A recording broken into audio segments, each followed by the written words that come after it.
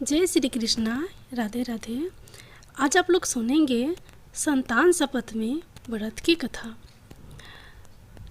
जिस प्रकार से अहोई अष्टमी का व्रत संतान से जुड़ा होता है, संतान की दीर्घ आयु, संतान के सुखद भविष्य और उन्हें हर संकट से बचाने के लिए यह संतान प्राप्ति के लिए रखा जाता है, उसी तरह संतान सप्तमी का व्रत भी अपने आप में विशेष महत्वपूर्ण है। इस दिन माता पिता या दोनों में से कोई एक भी संतान सप्तमी का व्रत रख सकते हैं। संतान सप्तमी का व्रत रखने से घर में खुशहाली समृद्धि का आशीर्वाद तो मिलता ही है, इस दिन संतान से जुड़ी हुई हर समस्याओं का निवारण भी हो जाता है। इस शुभ दिन पर भगवान शिव और माता पार्वती जी के साथ ही भगवान श्री कृष्ण के बाल स्वरूप की पूजा करके व्रत की कथा का श्रवण करना चाहिए। तो प्रिय भक्तजनों, अब आपको सुनाते हैं संतान सप्तमी व्रत की कथा। संतान सप्तमी का व्रत भाद्रपद की सप्तमी तिथि को रखा जाता है। भाद्रपद की सप्तमी तिथि 9 सितंबर को रात 9:53 पर शुरू होगी। वहीं इसका समापन 10 सितंबर को रात 11:11 पर होगा। पंचांग के आधार पर संतान सप्तमी 10 सितंबर दिन मंगलवार को मनाई जाएगी। ऐसे में जो लोग व्रत रखना चाहते हैं वे 10 सितंबर को ही व्रत रखेंगे। एक बार श्री कृष्ण ने युधिष्ठिर को बताया कि किसी समय मथुरा में लोमस ऋषि आए थे। मेरे माता पिता देवकी तथा वसुदेव ने भक्ति पूर्वक उनकी सेवा की, तो ऋषि ने उन्हें कंस द्वारा मारे गए पुत्रों के शोक से उबरने के लिए आदेश दिया। हे देवकी, कंस ने तुम्हारे कई पुत्रों को पैदा होते ही मारकर तुम्हें पुत्र शोक दिया है। इस दुख से मुक्त होने के लिए तुम संतान सप्तमी का व्रत करो। राजा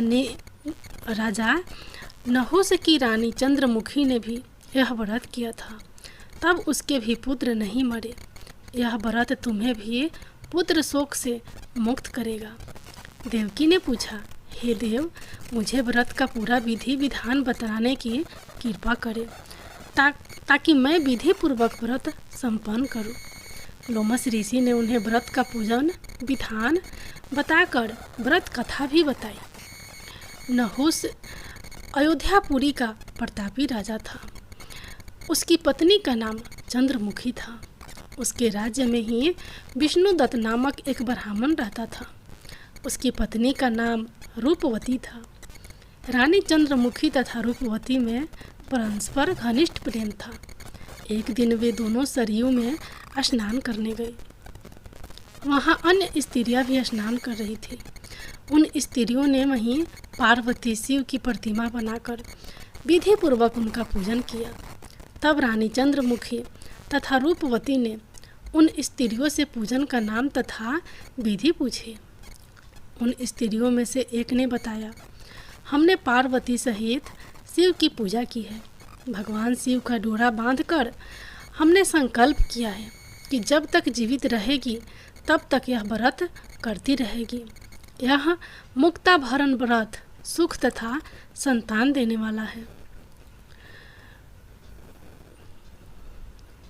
सुख तथा संतान देने वाला है।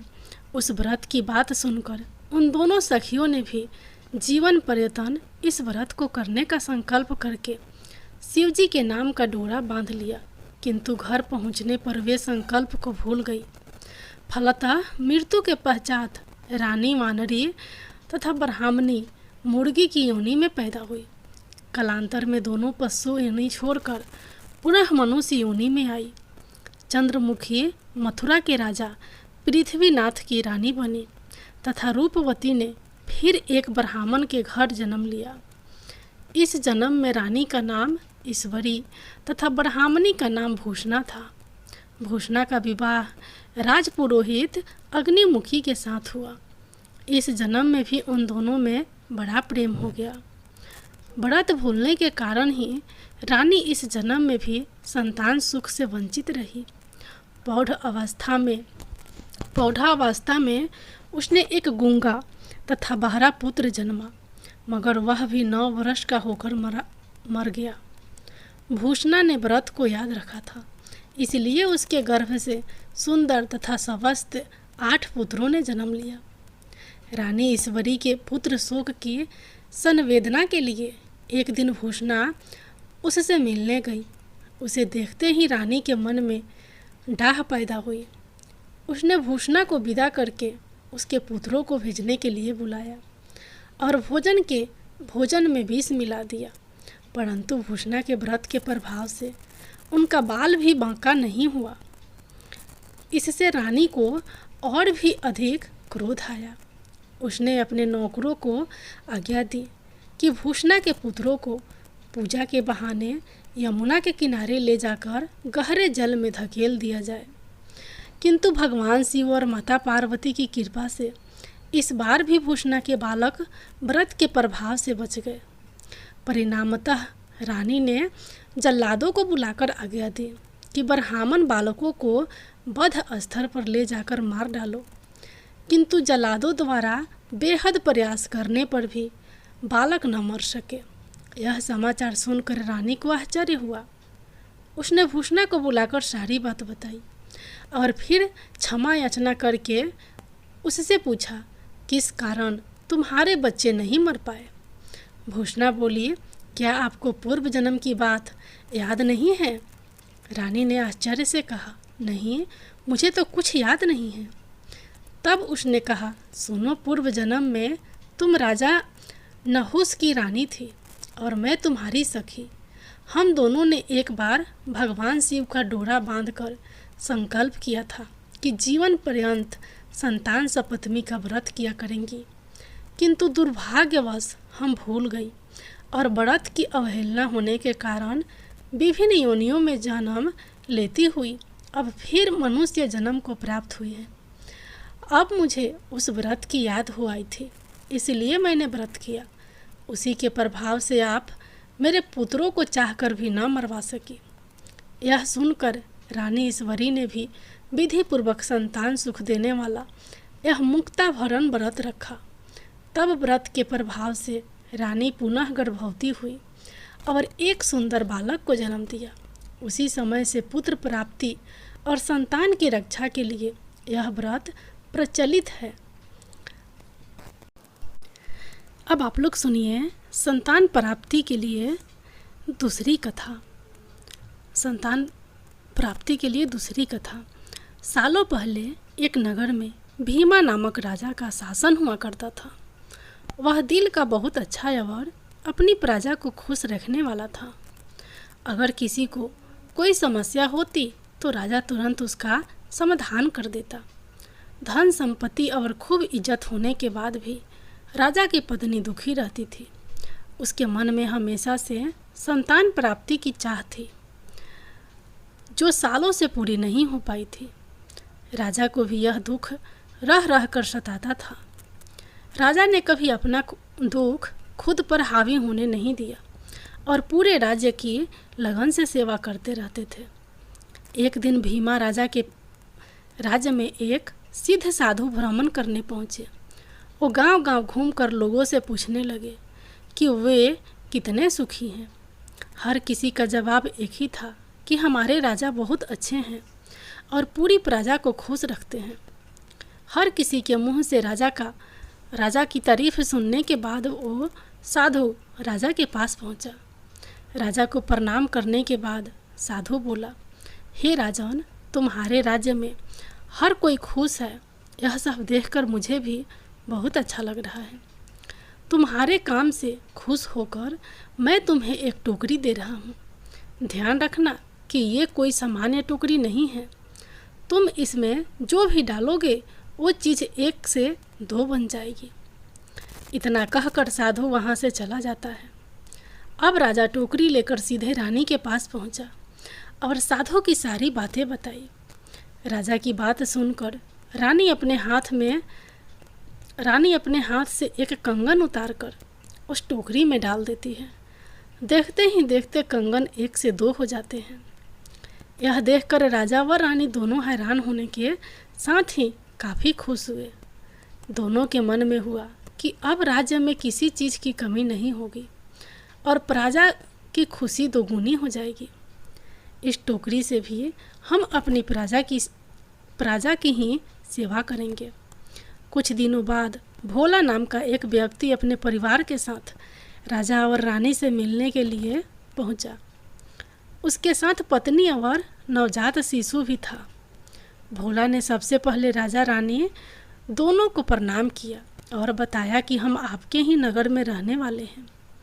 आपको संतान ना होने का दुख हमसे सहा नहीं जा रहा है, इसलिए हम अपने इस शिशु को आपको देने के लिए आए हैं। इस वक्त से ही आप दोनों मेरे पुत्र के माता पिता हो। भोला की बात पर राजा के कुछ बोलने से पहले ही रानी ने नवजात शिशु को अपनी गोद में उठा लिया। रानी ने भोला और उसकी पत्नी सुलेखा को धन्यवाद कहा। इन सब के बीच राजा कुछ कह नहीं पाए। राजा को पुत्र मिलने की खुशी तो थी, लेकिन वो भोला और सुलेखा के लिए परेशान थे। राजा को पता था कि पुत्र ना होने से भी अधिक दुख उसे पैदा करके किसी को दे देने से होता है। इतना सब सोचने के बाद राजा कुछ देर बाद रानी को समझाते हैं कि हम किसी बच्चे को उसके माता पिता से अलग नहीं कर सकते हैं। राजा और रानी की बातें सुनकर भोला व सुलेखा उनसे हाथ जोड़कर पुत्र को रखने की प्रार्थना करते हैं। राजा रानी दोनों ही भोला और सुलेखा की बातें सुनकर हैरान हो जाते हैं। तब राजा ने सीधे भोला से पूछा, आखिर क्या बात है? तुम अपने बच्चे को अपने साथ रखने की बात सुनकर दुखी हो जाते हो। साफ साफ कहो, क्या परेशानी है? राजा की बातों का जवाब देते हुए भोला कहता है, हमारे बच्चे को श्राप है कि अगर वह 12 दिन हमारे पास रहता है तो 13वें दिन उसकी मृत्यु हो जाएगी। आज हमारे बच्चे को हमारे साथ 12 दिन हो गए हैं। अगर हम कल इसे अपने पास रखेंगे तो इसकी मृत्यु हो जाएगी। राजा ने इस बारे में सोचने के लिए थोड़ा समय मांगा और भोला व सुलेखा को कुछ देर राजमहल में आराम करने के लिए कहा। फिर राजा भी इस बारे में सोचने के लिए अपने कक्ष में गए और रानी बच्चे को गोद में लेकर राजा के पीछे चलने लगी। कक्ष में पहुंचकर रानी ने राजा से पूछा, आप आखिर इतने परेशान क्यों हैं? तब राजा ने कहा कि मेरे राज्य में रहने वाला कोई भी परिवार मुझे अपने संतान देकर सारी जिंदगी रोता रहे, ये मुझे हरगिज मंजूर नहीं है। राजा की बात सुनकर रानी भी इस बारे में सोचने लगी। तभी रानी महाराज से बोलती है, क्यों ना हम इस बच्चे को टोकरी में डालकर 1 से 2 ले लें। फिर इस बच्चे को हम रख लेंगे और दूसरे बच्चे को भोला व सुलेखा को सौंप देंगे। राजा यह सुनकर खुश हो गए और जल्दी से बच्चे को टोकरी में रख दिया। टोकरी में रखते ही वो नवजात 1 से 2 हो गए। फिर रानी ने जिस नवजात को टोकरी में डाला था उसे उठाती है और राजा दूसरे बच्चे को उठाता है। अब दोनों बच्चे को लेकर राजा रानी सीधे उस कमरे में पहुँचे जहाँ भोला और उसकी पत्नी आराम कर रहे थे। राजा ने अपनी गोद में लिए बच्चे को भोला को सौंप कर कहा, ये लो अपना बच्चा। राजा की बात सुनकर भोला और सुलेखा निराश हो गए। तभी राजा ने टोकरी के बारे में उन दोनों को बताते हुए कहा कि अब ये बच्चा शराब मुक्त हो गया है। आपके पास आपके जिस बच्चे को श्राप मिला है वो रानी के पास है। आप दोनों इस शिशु को ले जाएं और इसकी अच्छे से देखभाल करें। राजा की पूरी बात सुनने के बाद भोला और उसकी पत्नी खूब खुश हुए और बच्चे को लेकर चले गए। राजा और रानी भी बच्चा पाकर खुश थे। उन्होंने खूब अच्छी तरह से बच्चे का पालन पोषण किया। वो बच्चा भी बड़ा होकर एक अच्छा राजकुमार बना और माता पिता व राज्य का नाम रोशन किया।